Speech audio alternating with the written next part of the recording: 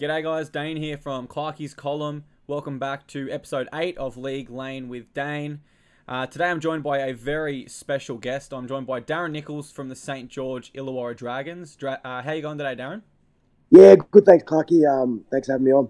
Oh, pleasure to have you on. Now, bear with me here, Darren, but I do want to give our viewers at home a bit of a snapshot of your career. So, if I'm incorrect at any time, jump in. Yep. 2008, 2009, you were with the West Tigers National Youth Competition. You then graduate to their New South Wales Cup side. Then you move to France for 2 years. You come back to Australia. You sign with Mounties in the ACT. 2013 rolls around. You captain the North Sydney Bears. You're named the New South Wales Cup captain and 5'8" of the year. Then you join the Brisbane Broncos on a 2-year deal. Then it's to the South Sydney Rabbitohs. Back to the Broncos again. And 2017, to me, this is where you had your breakout year. Now, you captained the New South Wales Cup Penrith Panthers side to a grand final, and I believe you were the man of the match in that effort. And then you went on and you beat, in the state championship, you beat the PNG Hunters, who were looking pretty unstoppable at the time, and you did it pretty convincingly, if I remember correctly. And everything we just discussed then all leads us to round 17 of the 2018 NRL season. Darren Nichols makes his NRL debut. The first question has to be, after such an extensive journey, how did it finally feel to get to the point you worked your whole life for? And was there ever a stage where you sort of felt like giving up? Oh, mate. Yeah, as you mentioned, long journey, lots of clubs, lots of teammates, coaches. Fair journey, around Australia and the world. But when I finally got in that field to play NRL, it was surreal. Many years of hard work and just giving me best to get out there and see your family and your friends and stuff like that. Just made me so happy, and it was a dream come true. I sort of never gave up hoping, but there's at times I thought maybe it might not happen. Yep. And I was okay with that. But I wasn't going to stop trying, I love my footy, so I would be playing footy regardless if I wasn't, in the top squad. So, things just aligned, and Absolutely. 10 years after playing NYC, Yeah. got on there.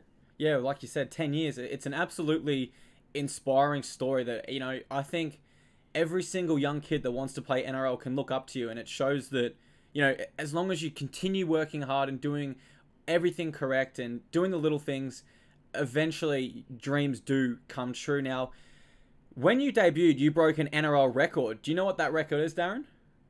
Oh, something to do with being the oldest. Or... The oldest rookie to ever debut in the NRL. Yeah, it's a weird one. I would have loved to be the youngest, but Yeah. Hey, and before you did mention, being all around the world, played under lots of coaches and a lot of different teammates. So my next question is, of all the teams you've played with and all the men you've been coached by, who has sort of been the most influential for your career that led you to this point? I've been in some great systems and great teammates and some great clubs. But influential for me is the most influential is probably my family, mum and dad. Yep. Just supporting, from a youngster all the way through. Like they came over and watched me play in France, and then we played in England, and all around. So to have their support, it really helps. So can't really pinpoint a coach out because they've all helped me along the way. Each coach and each system's added something to benefit my game. Yep. But and my mum and dad. That's awesome, man. My next question, a little bit off topic, but we're still going to talk footy. The Auckland Nines. Now, this is a sort of concept that's recently been scrapped by the NRL. Of course, we'll have the international Nines, which we're all excited for. But as far as NRL clubs are concerned with the Nines, the future's still a bit clouded. Now, you played for the Brisbane Broncos in the Auckland Nines, and I wanted to ask you, for the fans at home as well, what was the experience like being a part of that week in front of huge crowds at Auckland and a whole different sort of style of rugby league?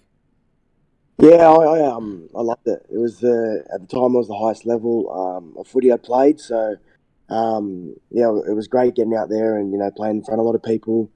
Different style of game. I can see whether it was in February, so it's before the trials, so the players can get injured, but I think the fans loved it. But yeah, it's just that risk of if a club gets their star player injured, it's a bit of a risk there. But yeah, I loved it. I can't really say a bad word about it because I got to play it in the Auckland Lions 3 times, and yeah, it was just great memories.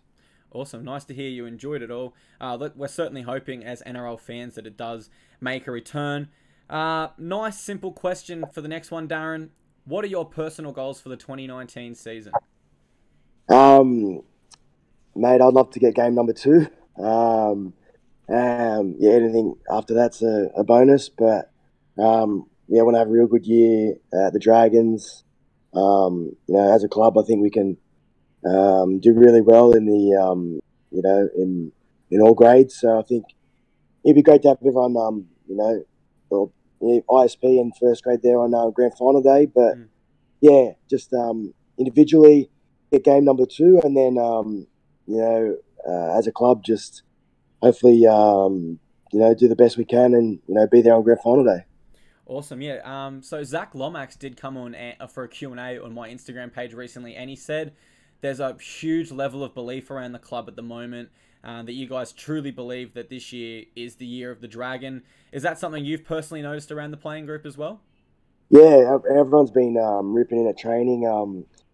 Yeah, I think the squad's probably strengthened. So Mm. um, yeah, I can see first grade doing good things again. I can see my ISP team doing better this year. So yeah, let's hope it's the year of the Dragon. That'll be good fun.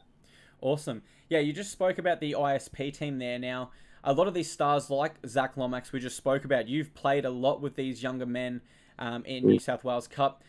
Sort of, which player are you anticipating to have a breakout year for the Dragons if they're given their chance come 2019? No, there's a lot of good juniors coming through there, but me will probably be Reece Robson. He had a couple of games last year. He was in the junior Kangaroos and played in the game in Papua New Guinea. Mm. Been outstanding at training. I think he's really added to his game, and I know he's got Cam McInnes in front of him, but he's definitely got a big future in the NRL. Awesome. And I want to step away from footy here because when I was looking on your Instagram the other day, your bio mentions you're a teacher. Is that full-time or part-time?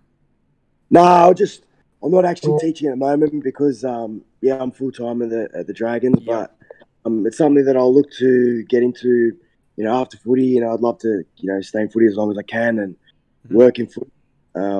Yeah, I did PE teaching at uni, so yeah, it's just in my bio. Just pretty proud that I got that done, and Yeah. um, Did you get that trans. degree done through the Dragons or? I did it, when I was coming through the 20s at the Tigers. I studied Oh, full. okay. When I went overseas, obviously just put on hold and then come back. So, yeah, I'd like to get into teaching after footy. Maybe even squeeze in a couple of days casual throughout this season. A bit of a refresher. Yeah, that's awesome to hear. So, what was a prouder moment? The NRL debut or gaining, your qualifications for your post-footy career? I'd have to imagine the NRL debut. Yeah, mate. The NRL debut was yeah, it was just Nothing compares, does it?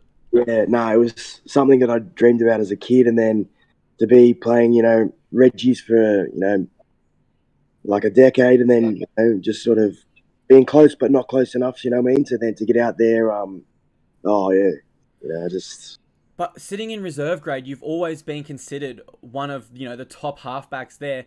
I know certainly when you were at the Broncos the first time and you left for the Rabbitohs, the Broncos at that time had released Ash Taylor to take up a deal with the Titans, and the Broncos wanted you straight back because they knew they needed to have a quality half in backup. It's just fascinating that, for the last decade, really, you have been one of the top halfbacks in Australia. yeah, yeah. I love my time with the Broncos, and Mm. even South was good fun. Like I went there and I feel like I improved my defence a bit. But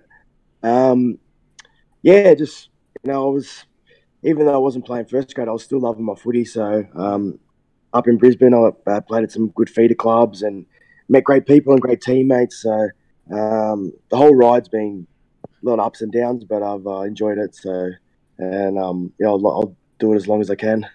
Awesome. All right. So we know footy is on the agenda for as long as possible. But what about, life after football? Is coaching something that interests you, or is it more you're looking to implement the degree that you've earned in teaching? Yeah, no, I'd love to get into coaching. Yep. Yeah, just to keep myself in football because I love the mates you make and the camaraderie and there's no better feeling, than winning a game of footy and, singing the team song, cracking open a beer with the boys and celebrating. So I could see myself getting into coaching and, or just, something to do with footy, whether just to stay involved and in that environment that I really love. Yeah. All right. I don't want to keep you too long, Darren, so I'll make this the last question. What is your message for the next generation of aspiring rugby league players, especially in terms of never giving up and continuing to work hard for your goal, just like you did? Oh, yeah, mate. You just set yourself your goals and, work hard and you got to make sacrifices along the way. If you don't sacrifice, things, you probably weren't going to get what you want. So, just keep working hard and believe in yourself. For many years I didn't believe in myself enough, and you just got to really back yourself, and hopefully you get there. Yeah. All right, guys. Thank you so much for coming on, Darren. I really appreciate it from the bottom of my heart, and I can't explain enough to you how inspiring your story is to me. A man that never gave up. So often we hear preached, never give up on your dreams, keep working hard, you'll get there. But I can't think of an example in rugby league where that is more true than your case. I mean, it is just absolutely inspiring, man. And I do mean that from the bottom of my heart. Thank you so much for watching, guys. I hope you enjoyed this little insight into St. George Illawarra Dragons player Darren Nichols. I'll hand over to you, Darren, to say goodbye to our viewers at home.